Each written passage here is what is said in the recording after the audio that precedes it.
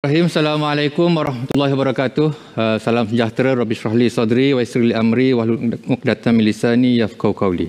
Moderator, saya ada dua disclaimer sebelum saya proceed dengan hujahan saya. Yang pertamanya, saya tidak pernah berdebat. Ini kali pertama saya berdebat dan takdirnya saya kena berdebat dengan seorang menteri. Yang keduanya, YB Rafizi, seorang menteri, saya ahli parlimen pembangkang. So YB Rafizi ada banyak advantage, DOSM bawah dia, jentera kerajaan, media bawah dia. So it's not really a level playing field dengan izin.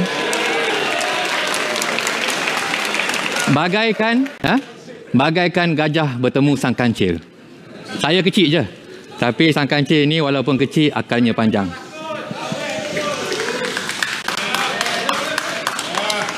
Tuan Moderator, tajuk yang akan kita cerakinkan pada malam ini ialah model.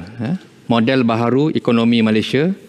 Pendekatan saya pastinya berbeza dengan YB Rafizi. Saya akan tekankan aspek fundamental, the boring stuff, dan realiti denyut nadi yang dihadapi oleh Makcik Kiah, Uncle Lim, Mr. Mutu, juga rakan-rakan Foodpanda dan Grab driver. Juga adik-adik graduan yang masih tercari-cari peluang pekerjaan. Terdapat 4 persoalan yang penting yang perlu kita jawab pada malam ini berkenaan dengan model baharu ini. Apakah matlamatnya?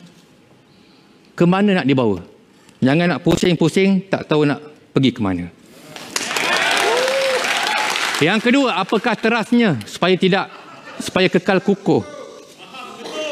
Yang ketiga, apakah platformnya? Apakah program-programnya? Dan yang keempat, apakah hasilnya? Moderator, sebelum kita melangkah jauh, kita perlu berterima kasih kepada dan terhutang budi kepada our founding fathers.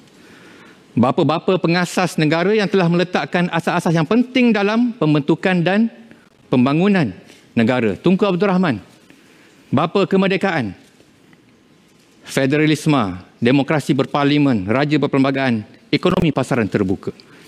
Tun Abdul Razak, bapa pembangunan dasar ekonomi baharu, meletakkan national unity sebagai matlamat utama, bukannya economic growth. Dan Tun Dr. Mahathir Mohamad, dasar wawasan negara, wawasan 2020. Ini bagi saya adalah satu tapak tanah yang diwariskan kepada kita untuk kita bina rumah baharu yang lebih selesa.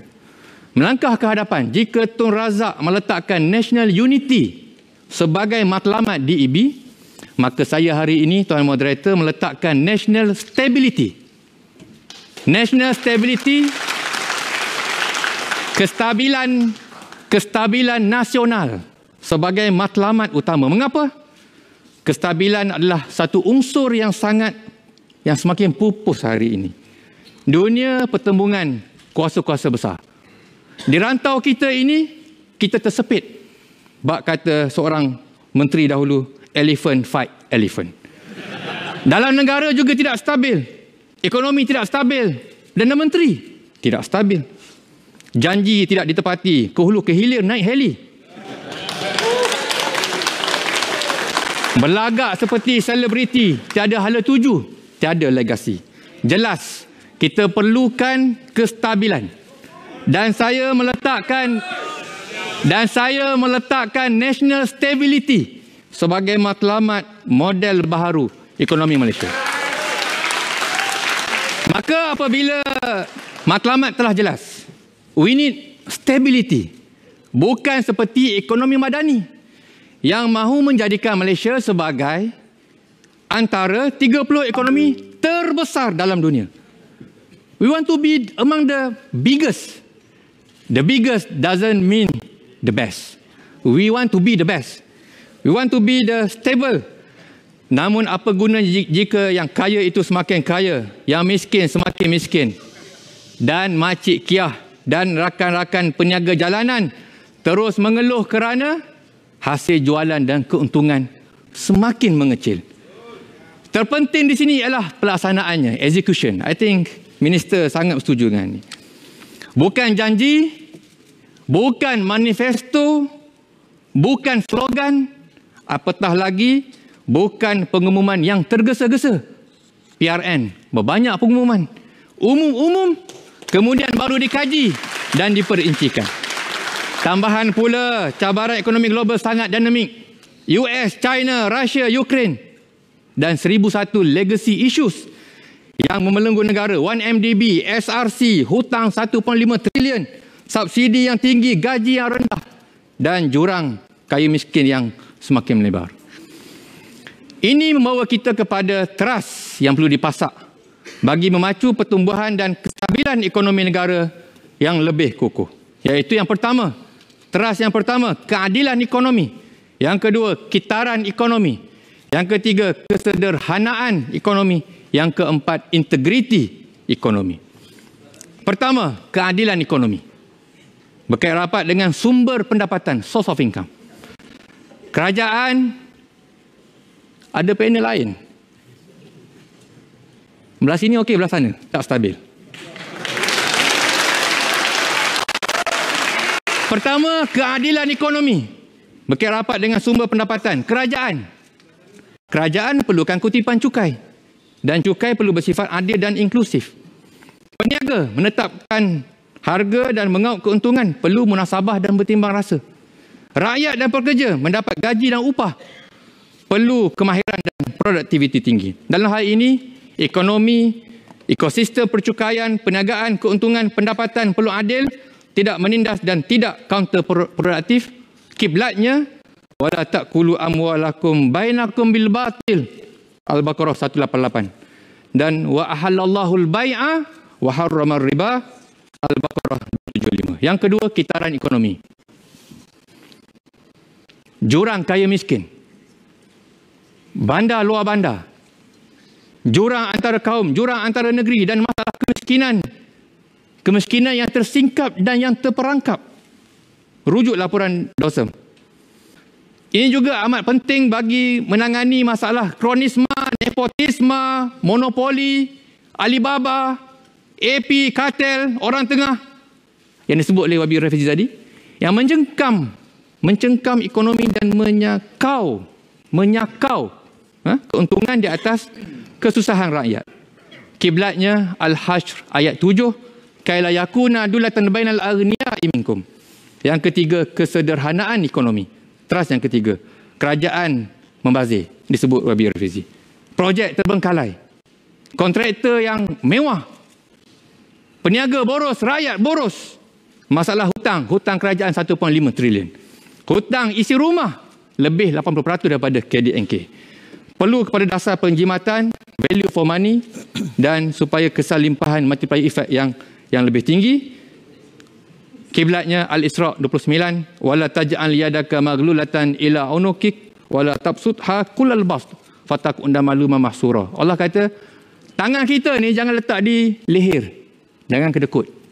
Dan jangan kamu lepaskan tangan itu seluas-luasnya. Jangan boros. Fatakunda maluma mahsura. Maka kamu nescaya akan terduduk dalam keadaan yang hina. Yang keempat, yang paling penting. Yang paling penting ialah integriti ekonomi integriti. Ini trust yang paling penting.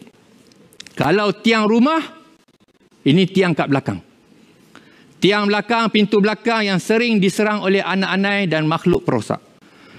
Dalam kes-kes rasuah, yang didakwa ialah pemberi atau penerima rasuah. Bukan pemberi dan penerima rasuah. Dia salah satu. Contoh yang dituduh dengan 47 pertuduhan.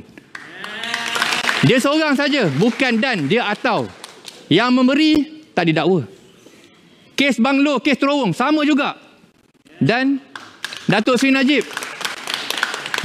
Najib didakwa, disabitkan kesalahan, sekarang dalam penjara.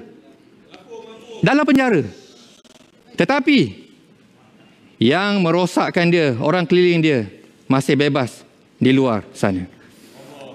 Jadi kiblatnya ialah la'ana Rasulillah ar-rashi wal murtashi. Ini bukan doa, ini hadis. Itu sebab baik awak diam. Rasulullah melaknat ar-rashi wal murtashi. Rasulullah melaknat perasuah dan penerima rasuah. Ar-rashi wal murtashi itu dilaknat dan, bukannya dia atau. Dalam bab ni, tata kelola disebut oleh Wabi Rafizi tadi lebih janggal dalam bab tata kelola ini. Saya mari daripada Bacok. Di Bacok saya tak jumpa seorang pengerusi masjid dan bendahari masjid orang yang sama. Saya tak jumpa. Tak ada persatuan PIBG, pengerusi PIBG dan bendahari PIBG orang yang sama. Tak ada. Di Pandan mungkin ada, di Bacok tak ada. Tetapi di Putrajaya ada. Kita jumpa pengerusi dan bendahari orang yang sama, CEO dan CFO orang yang sama. Tata kelola bukan contoh yang baik. Jadi Tuan Moderator, saya kira cukup setakat itu dahululah. Saya ada seminit lagi. Saya nak berhenti di sini dan ayat terakhir saya buat satu observation. Saya buat satu pemerhatian. Kita dengar Wabi Rafizi sebut di awal tadi dalam bahasa Melayu. Dan saya rujuk teks-teks ucapan Wabi Rafizi dalam bahasa Inggeris.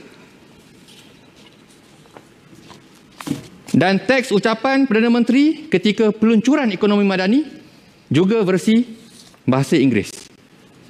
Saya cross-check dengan dokumen-dokumen kertas dasar, policy notes, advisory notes, recommendation daripada IMF dan World Bank kepada negara-negara membangun seperti Malaysia. Saya dapati terlalu banyak persamaan word by word. Saya tak kata Anwar dan Rafizi meniru, tetapi saya kata banyak yang sama. Persoalannya, apakah kiblat dasar ekonomi Anwar dan Rafizi? Saya ada dokumen. Okey.